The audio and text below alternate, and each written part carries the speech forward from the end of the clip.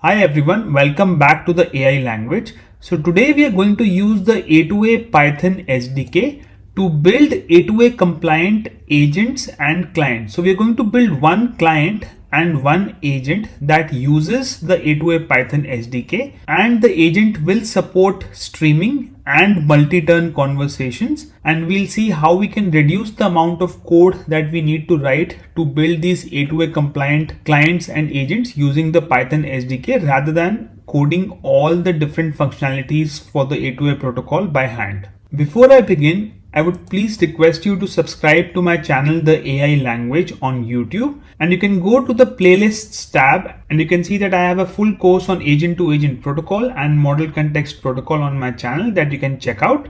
Alright, so to begin, first let's see what is the A2A Python SDK. So it's a Python library that helps run agentic applications as A2A servers following the agent to agent protocol. What it does is that it wraps a lot of types, class definitions, functions, etc. inside an SDK, and you just need to use the SDK classes or functions to implement that functionality at a higher level rather than coding everything from ground up. So before I begin, let me show you a quick preview of what we are going to achieve today. On the right side, you see a blue terminal screen where I'm going to start my A2A agent, which is being built using the A2A Python SDK, and this is going to expose itself on an A2A server as is the usual case.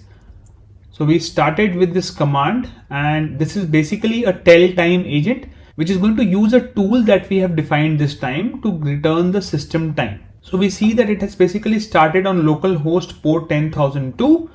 And now I'm going to start my A2A client. Again, we have built this using the A2A Python SDK, and we are going to provide it the agent URL, which is the same over here.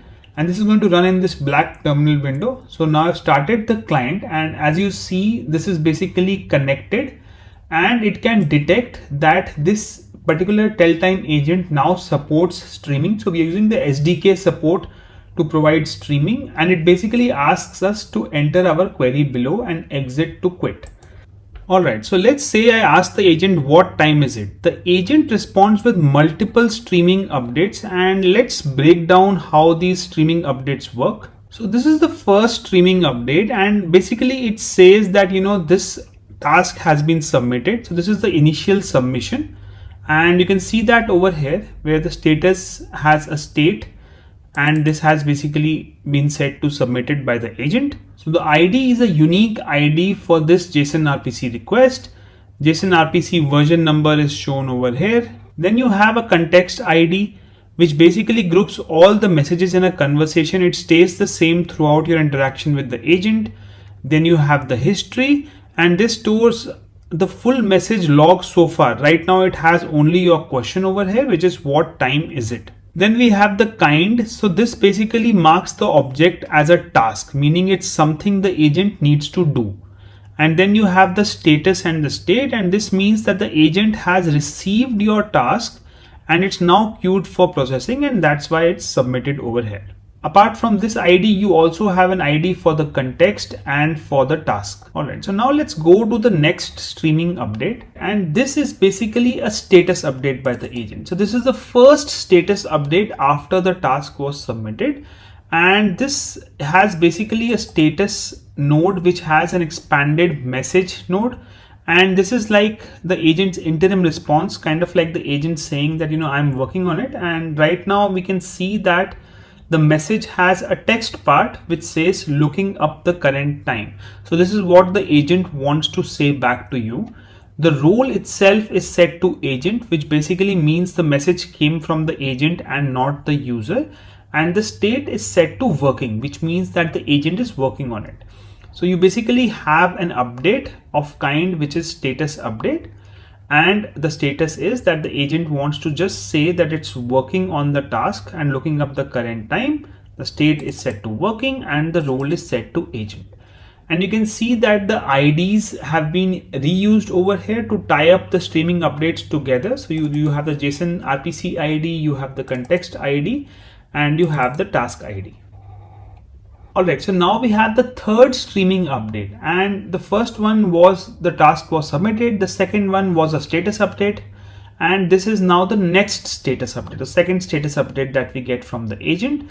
And you can again see that we have a similar format. The kind is again a status update and the role is agent. And the text that the agent wants to say to you is that it is processing the time result and the state is still set to working. So the agent is basically sending you a second status update over here. And this is what it's trying to say, that it's processing the time result. Alright, so now let's look at the next streaming update, and this is basically the final result artifact. So you can see that the kind over here is not a status update, but it is an artifact update. This is the final output from the agent. So think of it as the deliverable of the task. The name tells you what the output is called. Helpful when agents return multiple things. So this is basically the current result. The description basically gives more context. It is good for UI labels. So this is like result of request to agent, and the parts contain the actual content, in this case the text. So basically the text is that the current time is 13:04:06, and you have a variable over here which is called last chunk, which is true, which tells you that this is the final part of the output. Nothing more is coming for this particular task. Now, even though that was the final deliverable, the agent still sends us a final task completion streaming update, and this is the final status update that we'll basically get. So the kind is a status update and the state has been set to completed. So this just tells us that the task has been completed and the result has already been delivered, and final has been set to true, which basically tells us that this is the final status update. So that's it for this particular output. We just decoded a full A2A streaming task exchange from start to finish. You know what every piece of this JSON means, how to use it in a real client. Alright, so we are not going to stop over there. What we are further going to do is we are going to make this a multi-turn interaction. So in this particular example that I just gave to you, there was just one question, which is what time is it? And there was one response with multiple streaming updates. But now we'll ask a query, which is to tell us the time, but also ask us the time format. So the agent is going to give us a response in form of streaming updates, which will require more input from us. And then we are going to respond with the second piece of input which the agent needs. And then it's going to send us the final set of streaming updates with the final response. So let's try that out. Alright, so I'm going to ask it, tell me the time, and most important, ask me the time format before telling me the time. Alright, so now we have a bunch of streaming updates, and this ends with agent needs more input and your reply. So let's first go through these streaming updates. Alright, so now let's understand the streaming updates when the agent requires more input. So the first update is basically that the user query is sent, and you can see that the state is submitted, and it is very similar to what we saw as the first streaming update in the previous example. So we have the ID of this specific update event. We have JSON RPC 2.0, which confirms that this is a JSON RPC 2.0 message. Then we have the context ID, a unique identifier for this conversation, and it's useful to keep track of multi-turn exchanges. Then we have the history, which basically contains all the prior messages. In this case, it's just the user message. Then we have the kind, which basically says that it's a message. Then we have the text, which is the content of the message, what the user asked, which is the query over here. Then we have the role, which confirms that the message came from the user and not the agent. Then we have the task ID, which is the unique ID of this specific task. Then we have the kind, which is set as tasks. So this is a new task being created. And then we have the status state submitted. So this tells us that the agent has received the task and is beginning processing. The current state is submitted. Alright, so now this is the second streaming update that we have got, and this is where it gets interesting, that the agent actually tells us that it needs more information. Over here you can see final has been set to true, so this message concludes this phase of the interaction. The kind is a status update. Status over here contains the main status object that includes a message and a state. Message is the agent response message, so we have the text which basically says, could you please specify the format you'd like the time in. So the agent followed our instruction to ask us the time format before replying. And then we have the role, which is set to agent, which confirms that this is coming from the agent. The state this time is set to input required, which is key because it tells us that the client and the agent cannot proceed without more input from the user. And finally, we have the client reaction. This is the client telling you based on this message that the agent needs more input and please enter your reply over here. After we provide the reply over here, the client will send this follow-up to the agent using the same task ID and context ID, continuing the same conversation. Alright, so I have specified 12-hour format please over here as our reply, and let's press enter. Alright, so we get another bunch of streaming updates now. So let's look at how the agent streams the time data after clarification. So this is the first streaming update where the agent starts looking up the time. So you see that the state has been set to working. The kind is a status update message, and the agent has sent us a message which says that it's looking up the current time and the role has been sent to agent. You can also see that we have carried forward the previous context ID and the previous task ID, but the ID for the conversation turn has been updated because this is a new request, so we have a new ID. So in the next streaming update, the agent continues to process. So it's another status update that shows that the agent has fetched the time and is now preparing the result. So this gradual status update is basically great for real-time UI experience, and the state is still working and final is still set to false. So this is not the final status update. The agent is in the middle of the task. Alright, so over here we have the third streaming update where the agent returns the answer. So the kind is basically set to artifact update, which means that the agent has created a deliverable, a finalized piece of output. The name is set to current result, and this is the label for this particular output. There's also a description which is basically more verbose, and it tells you that it's the result of the request to the agent. Then you have the text which tells us the current time. So the current time is 1:22 p.m. and this is in the correct format that we requested. And the last chunk is set to true, which basically tells the client that this is the last piece of output data for this task. So now at the end you have the final streaming update where the agent closes the task. So this is the final wrap up from the agent.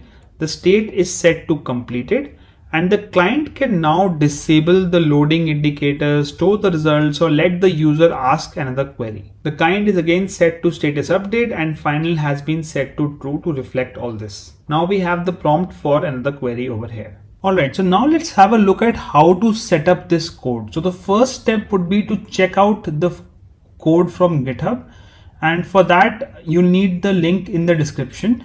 Once you do that, you'll get a folder like this, A2A samples. I store this folder inside a A2A folder in my user directory. You can store it wherever you like, but then you need to shift to the A2A samples folder and then the version 5 A2A SDK folder inside it. So let's change to that directory. Once you're inside this directory, the first thing we'll do is we'll check our Python version. We need to have Python 3.13 or higher. So let's do that now. So I'll type Python 3 version and press enter. And I have Python 3.13.2 installed, so that's all good for my system. In case you don't have Python installed or you have an older version installed, please go to Python's official website. On the downloads page, you'll find the download for an installer, which will very simply install this for you. We also have a video for the same if you want to check out that particular video. So next thing is to actually set up your project with UV. Alright, so I'm going to use UV init --python 3.13 and it generates your pyproject.toml file and the .venv folder using the specified Python interpreter, which is the 3.13 version. Alright, so now we have this initialized. We can actually check our directory structure now. We have all the required files like the pyproject.toml file. We have got the Python version file now. We don't have the venv virtual environment folder, so it seems we do need to create it by typing uv venv and pressing enter. And now we have the virtual environment folder set up over here. Now let's activate our virtual environment. So we'll type source.venv/bin/activate and press enter. And now we have the virtual environment activated over here. So next we are going to set up all the packages that we need. So we'll type uv add and the name of the packages that we want to install. So we have A2A-SDK for the Python SDK for the A2A protocol. that we are now using, which is new in this particular version. Then we have LangChain, LangGraph, Google Gen AI, HTTPX, Python.env. We have the LangChain Google Gen AI package, UVCon for the server, and then we have Click and Rich as well. Let's press enter. So this is going to take a moment to install all the packages, and once it's done, you'll have the prompt back again. Now what we can do is we can write uv sync -- all groups. So this basically helps us to install all the missing packages, if any, and you can use this when you're adding a new package to your PyProject file. So since we already have everything installed, this completes immediately. Now we need to create a .env file to host our Google API key. So we do touch.env, and then we can open this in code by typing code.env, and you then need to add your Google API key like so over here. Please remember to not share this key with anyone or to push it to a GitHub repo, because this is supposed to be a private key and this is going to be added to gitignore for that reason. So let's go and check our gitignore file. So I've added all these files to gitignore so that these are not committed, and anyone who wants to run this code basically will create these files using the commands that we just saw. Now to get the Google API key, please follow these steps. You can actually go to aistudio.google.com and log in through your Gmail account, and they're going to give you a Gemini API key for free. So there are some terms and conditions that you can check when you take this key, and essentially you can actually use it for free for testing purposes with certain lower limits, and by allowing them to use your data while training their model. And this then makes it an ideal choice for this tutorial and experimentation. So I am on aistudio.google.com, and when I visit this site, it automatically gives me a prompt to get an API key over here. And otherwise, I think there's a button over here also to get the API key. So I'm just going to click on get API key over here. Okay, so there's a code to test the Gemini API, and there's a create API key button over here. So let me just use the API key from here. It's going to now generate the API key for me, and you should use your API keys securely and not share them or embed them in code that the public can view. I'm going to disable this after the tutorial. For now, I'm just going to copy it from here and let it be visible. To add the API key, again open the .env file in VS Code and add it like so over here. With this, you basically complete the setup of this code. Now let's see how we can run this code. First, we are going to run the server. For that, we are going to type uv run python 3-m agents.telltime agent. We specify the host as localhost and the port as 10,002. Let's press enter. Alright, so now we have our server running on localhost 10,002. So in a new tab now, I'm going to again source the virtual environment and then run the client over here. Alright, so now my server is running in this tab over here, so I can run the client over here. For that, I type uv run python 3-m client.client, which is for the directory and the Python file. And then I specify the agent URL over here, which is 127.0.0.1, which is for localhost. We do need to specify localhost explicitly because sometimes localhost is not resolved correctly. And then I specify the port number, which is 10,002, and then I press enter. We've already seen the demo in detail, so I'm not going to test it out over here. This was just to show you how to start the agent and the server, followed by the client. Alright, so now let's go through the code. Let's start with the client.py file, which is our A2A client. So this file defines a dynamic async client built on top of the official A2A Python SDK. This can detect agent capabilities, whether it's streaming or not. It can send queries in a loop. It can handle single turn and multi-turn conversations and automatically pick between streaming and non-streaming flows. So just a small caveat over here that I've actually tested out the streaming flow during my demo over here and during development. The non-streaming flow is actually included as a simpler alternative for agents that don't support streaming, but I have not tested that out. Just in case you find any issues, please be sure to ask questions and I'll be happy to help you out. Alright, so then we have imports. So we have async IO, which supports asynchronous programming and IO operations. We have JSON for allowing encoding and decoding JSON data. We have traceback, which basically prints detailed tracebacks in case of errors. UUID is basically imported to generate unique IDs. Then we have typing, which allows function arguments and variables to accept any type. We have click, which is basically a library to create command line interfaces, and based on this you can actually provide the options for your agent URL, and on the agent side you can actually specify your host and port. Then we have HTTPX, the async HTTP client for sending requests to agents. We have rich, which is used for enhanced printing function to support colors and formatting. And then we have rich syntax, which is used to highlight the JSON output in the terminal. Now we import the official A2A SDK client and the related types. So we have from A2A.client, we import the A2A client, and from A2A.types, we import all these different types. If you remember from the previous videos, we actually defined all these types on our own, but now we can actually use the Python A2A SDK, which is represented here by A2A, and then get all these types without having to code them explicitly. Similarly, we actually defined an A2A client, but now we can get that client directly from our A2A Python SDK. So let's look at how we are using this SDK below. So we first have a helper to create a message payload in the expected A2A format. So this is just a simple function to construct a dictionary payload that matches the A2A message format. So you have the message, which has a role, which has parts, and the parts have a kind, and then for the content it has basically the text in this particular case, because we are only using text messages over here. Then we have a message ID, which is a unique message ID for tracking, and then we have a task ID and a context ID. These are only included if they are provided. Then we have the next helper, which is to pretty print JSON objects using syntax coloring, and this just makes it easier to understand what has been printed. We are using the rich library and the rich.syntax for this. So this displays a formatted and color highlighted view of the response. We first print the title. So this is the section title for clarity, which is provided as an input over here.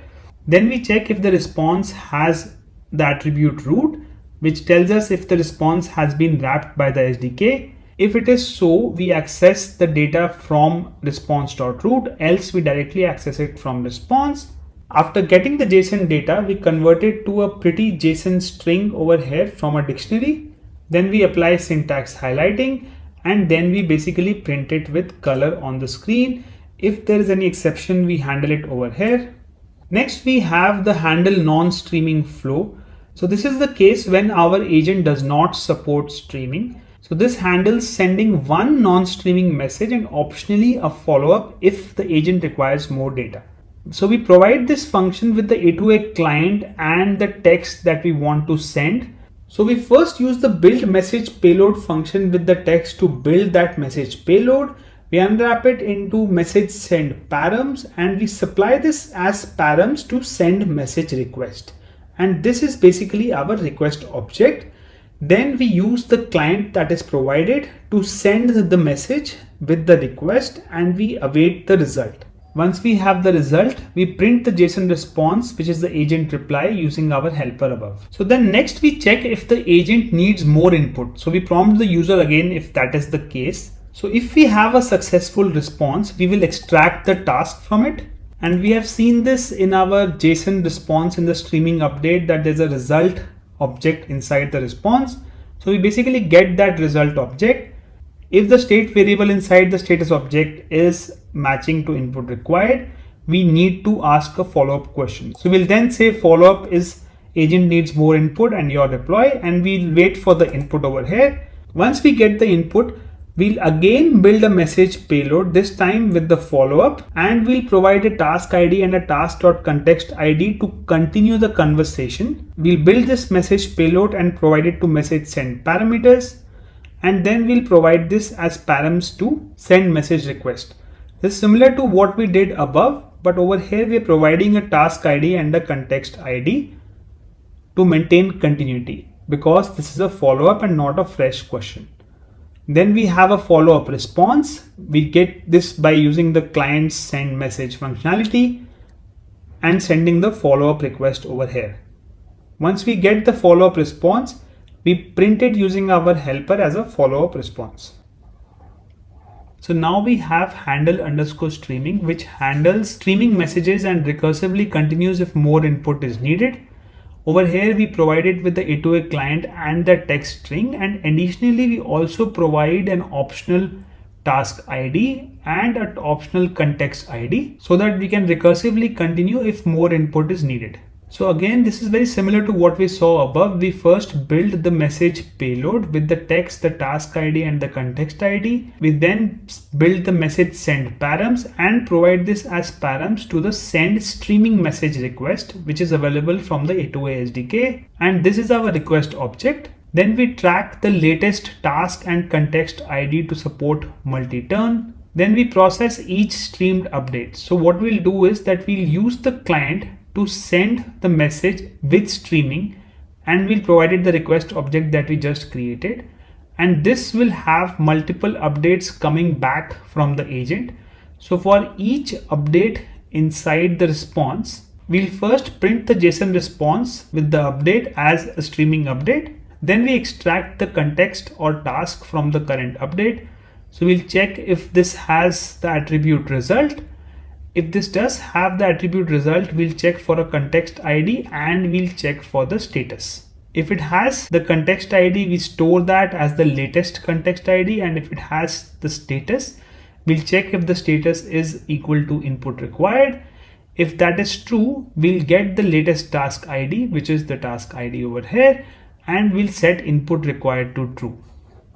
And below we'll handle input required. So what we'll do is that if input is required and we have the latest task ID and the context ID, we'll provide a follow-up prompt to the user that the agent needs more input. Please enter your reply over here. And then we'll recursively call handle streaming with the latest task ID and the context ID. So now we see that we can continue this conversation with this task ID and context ID after we have gotten all the updates over here if we require more input. That is the use of these two variables over here. Alright, so now we have the loop for querying the agent repeatedly. So this is an interactive loop.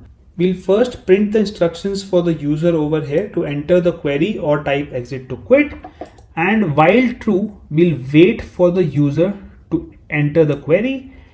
And if the query is equal to exit or quit, we'll exit from the loop. If not, we'll check if our agent supports streaming. If it does, we'll handle this query with the handle streaming functionality. If not, we'll handle it with the non-streaming functionality. For the handle streaming functionality, initially we don't have any context ID or task ID, so it's going to go blank. And when it's continues the conversation in multiple turns, it's going to use the client ID and task ID as returned in the response. Now we have the command line entry point for the client.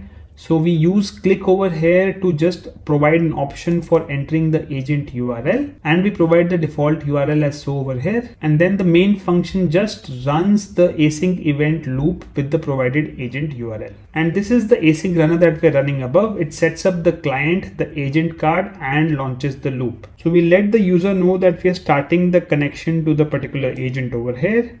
Then we use the async context to keep the session open. Then we create the A2A client using the session and the agent URL objects. We set a timeout for long operations which might happen. Then we use session.get to hit the well-known agent.json URL to get the agent metadata. And we get the agent card from that by validating the structure of this metadata. We check if the agent supports streaming or not by checking its capabilities, and this is used to decide on one of the two flows as we saw above. Then we print that we are connected and whether streaming is supported or not, and then we enter the interactive loop. That is basically what we saw above. We handle exceptions over here by printing the error trace and printing a failed to connect or run message over here. Finally, we have the main function which is run when we run this as a script. Alright, so this is what is the client.py file inside our client folder.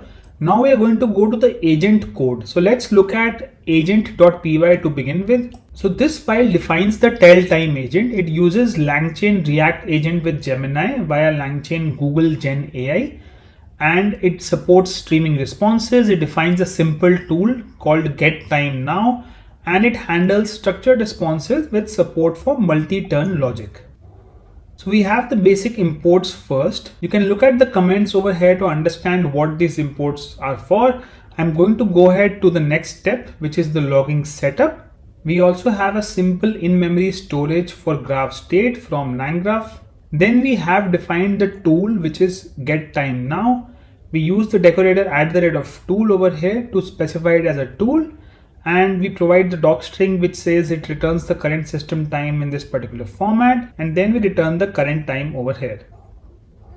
Then we have the response format schema which validates what the agent returns. So this is only for structured final outputs returned only once at the end. So you just see the status as completed, input required, or error.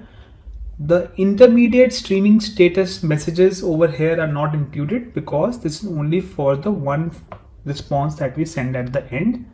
And we also have the message, which is a string that will be shown to the user. So this is the response format class, which is what the agent explicitly returns at the end of the stream using this pedantic model. Then we have the tell time agent class definition. So this is a LangChain React agent that answers time related queries. It only uses the getTimeNow tool, responds based on structured format, and is powered by the Gemini Flash model. So here are the instructions we give to the agent LLM. So you're a specialized assistant for time related queries. Use the getTimeNow tool when the user asks for the current time to get the time in HHMMSS format and convert this time to the requested format by the user on your own. You're allowed to do that. So this we have specifically mentioned because I saw in some of the testing that the agent said, I'm not allowed to convert the time to a particular format. So I mentioned that as a statement over here in the system instructions. Finally, we have the response format instructions. So these are the response formatting guidelines expected by the agent. So use completed if the task is done, input required if clarification is needed, and error if something fails. Always include a user facing message. So then we have the constructor. This initializes the Gemini LLM model, and we do this using chat Google generative AI and assign that to the self.model. This is available using LangChain's Google Gen AI import that we did above, and LangChain provides us with this. Then we have the tools. So we provided the getTimeNow tool over here. This is basically registering the available tools for this agent. Then we create a complete React style agent graph using LangGraph. So we have a create React agent. We provided the model, the tools, the memory, the system instructions, and the response format plus the response format instructions. Alright, so next we have the stream function. So the stream method streams partial updates from the agent in real time. It returns responses step by step as the agent works instead of waiting for everything at once.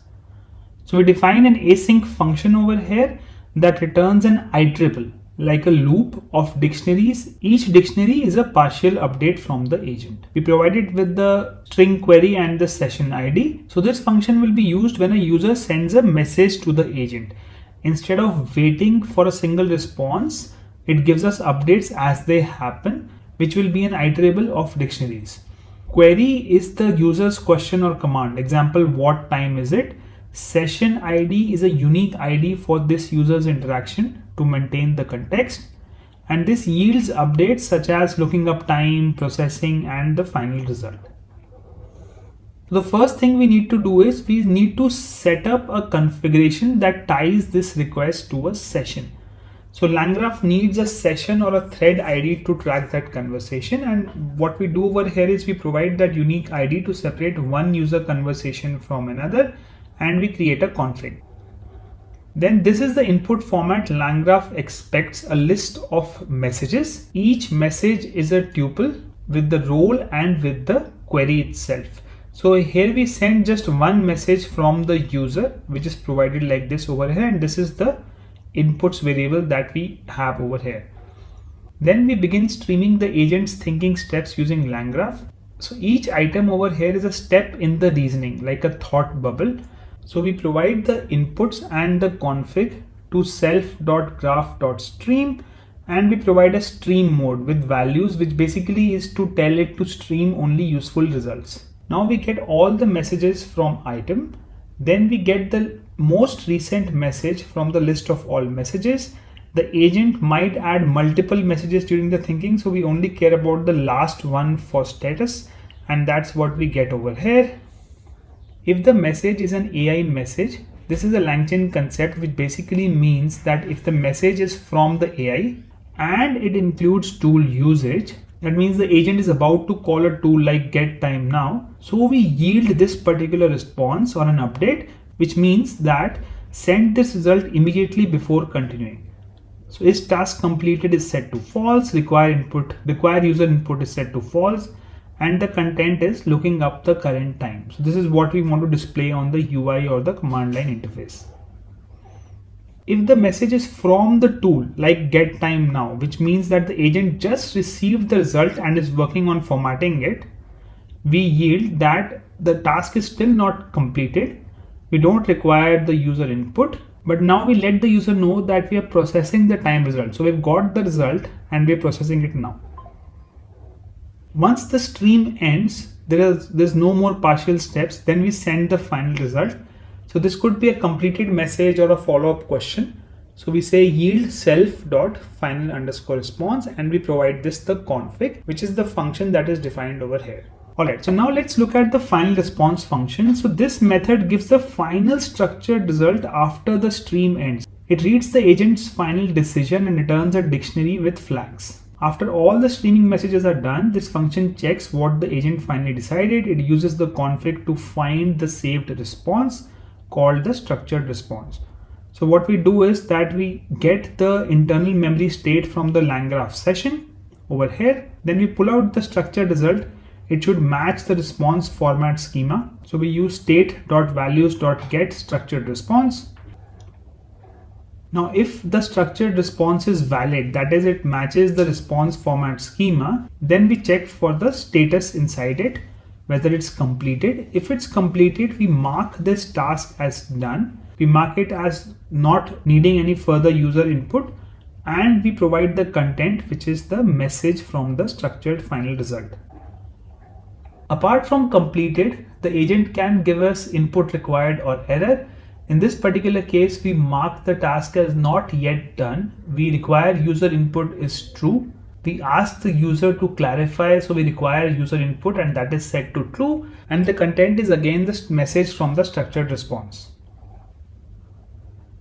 And just in case the agent response was broken or missing, we handle that gracefully by printing the structured response over here. So in all other cases, we return that the task is not complete. We need further user input, and there's a default content which basically says that we are unable to process your request at the moment and please try again. And over here we declare the formats that this agent can handle for input and output. For now, we're only using plain text.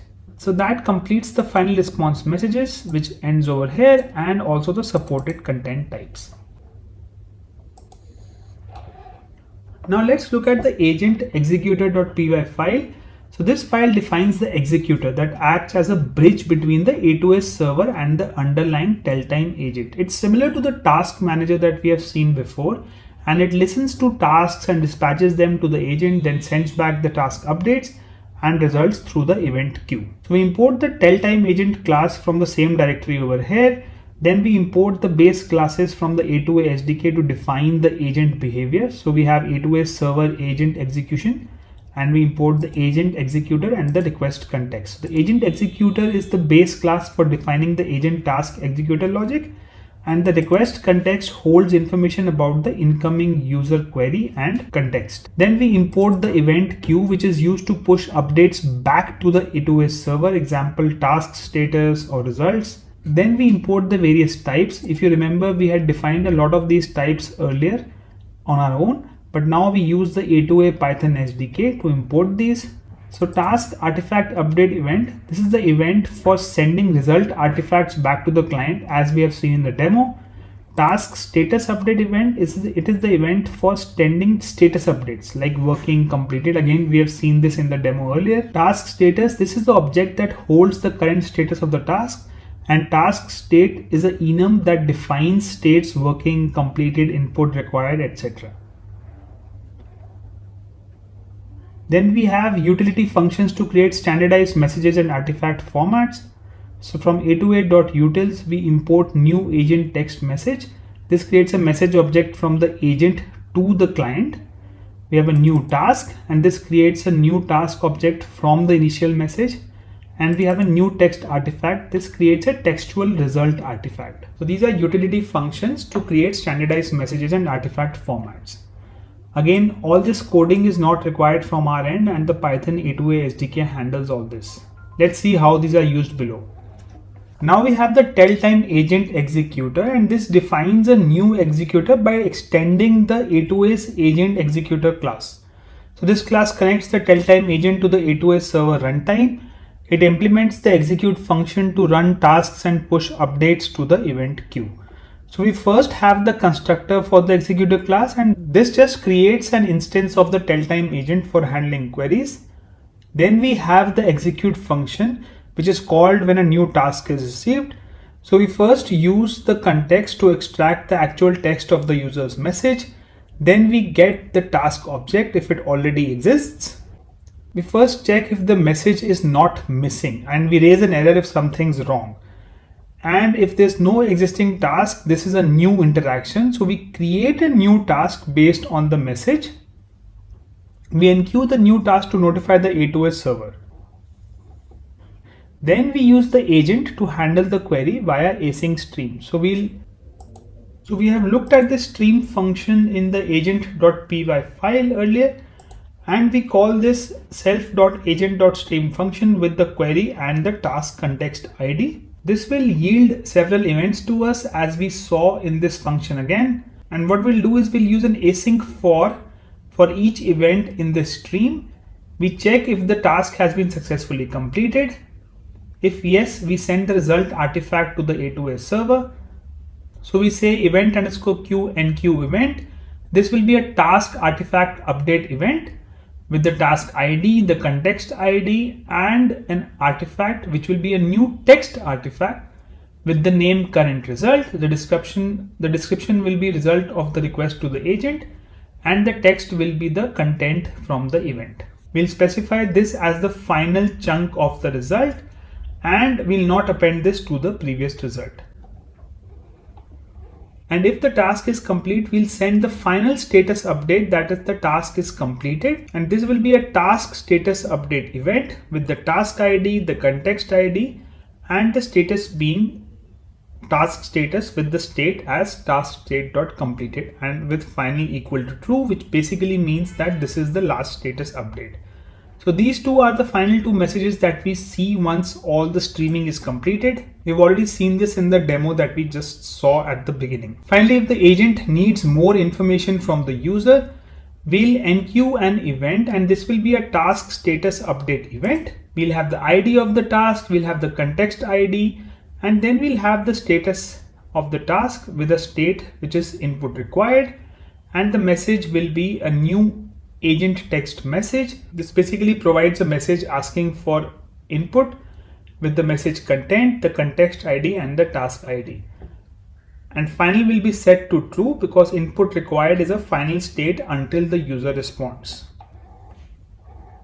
At the end, we have the last else condition, which is that the task is still being processed or in working state. We enqueue a status update event showing ongoing work. So this will be a task status update event with a task ID, a context ID, and the state inside status will be set as working, and we'll provide a new agent text message with the content, progress or log, with the context ID and the task ID, and final will be set to false because more updates might follow. Finally, we have cancel, which is an optional method to cancel long running tasks, which is not supported over here. So we'll not be calling this over here. Now let's look at the final file, which is the main.py file. And this file starts the A2A compatible agent server. It sets up the environment, configures the task execution handler and agent card, and then launches a Starlight based web server for incoming agent tasks. So we have the basic imports over here. Then we import the tell time agent and the agent executor over here. Finally, we import the A2A SDK components. So we have the main application class based on Starlet. We have the default logic for handling tasks. We have in-memory task manager and notifier. And we have the agent metadata definitions like agent card, skill, and capabilities. We then load the environment variables from the .env file if it's present. And now we have the main entry point to launch the agent server, where we can provide the host and the port as options. So in the main function, we check if the required API key is set in the environment variable. So that's done over here. Then we create the HTTP client used for push notifications. This is our client. Then we set up the request handler for processing incoming tasks. So we'll provide it the AgentExecutor. We'll provide it a task store, and we'll provide it a push notifier. The AgentExecutor hooks into our custom agent. The in-memory task store uses in-memory store to manage task state, and the push notifier over here enables the server push updates via webhook. Then we set up the A2A server application using agent card and handler.